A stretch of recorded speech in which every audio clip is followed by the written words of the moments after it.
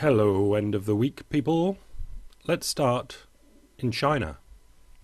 From AFR, Chinese steel production will fall over the next 3 years, according to figures released at a major iron ore conference on Thursday. The Deputy Secretary General of the Metallurgical Mines Association of China, Liu Xiaoliang, forecast that by 2015 China would demand only 705 million tons of crude steel.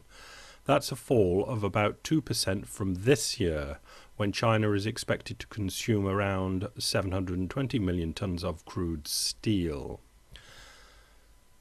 Something like this is my base case, which means the iron ore price is headed under $80 in the medium term and is going to stay there. This is the mining boom going bust. This is talking to Australia.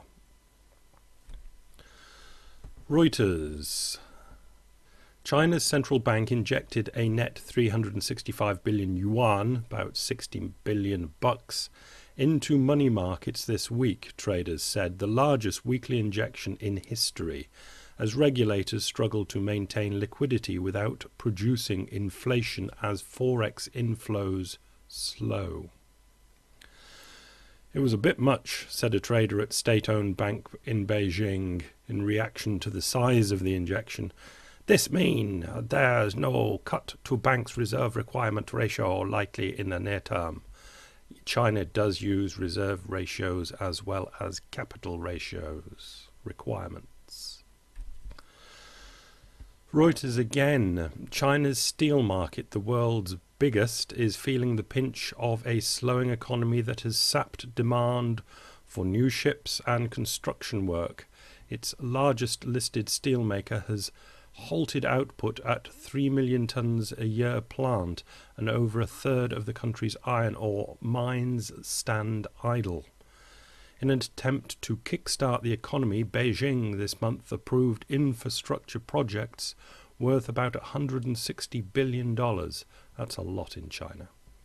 But there's no certainty the plans to build highways, ports, airport runways will significantly boost steel demand, because they were flying it out there anyway. The government's infrastructure investment may only improve sentiment. I don't expect a big lift in steel demand. The government's infrastructure investment may only improve sentiment. Right, let's go on to FT Alphaville. The expectations bluff.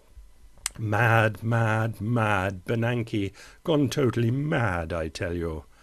What's he thinking with Q eternity? It's so inflationary. But what if, as Dario Perkins at Lombard Street Research wonders this week, that's exactly the reaction Bernanke was hoping for? You see, when a central bank's normal tools run dry, all a bank's really got left are Jedi mind tricks. And that means manipulating people's minds on a nationwide, if not global, brainwashing basis. Massaging expectations. Another one from Isabella Kaminska at Alphaville, A Time of Hoarding and Inflation Fears 1930s edition. It's a very long article. It draws on an awful lot of newspaper articles from the 1930s United States. This particular one, 1933. Why, then, do our congressmen desire to manufacture more money? The money now in the bank is likely paint in a barrel. As long as we have nothing to paint, the paint stays in the barrel. We cannot get something to paint by putting more paint in the barrel. And the 20 articles drawn from the 1930s in that particular article, and talk about all of them. Mainly they're about inflation, when we now know in hindsight it was the biggest deflationary bust of the 20th century. Finish with this Paul Krugman, New York Times, Conscience of a Liberal, taken from his latest article, 2 paragraphs. Okay. The reassuring part, as a card-carrying model-building economist, my justification for existence relies on the belief that the issues and fundamental stories in economics are fairly stable over time. Not completely stable.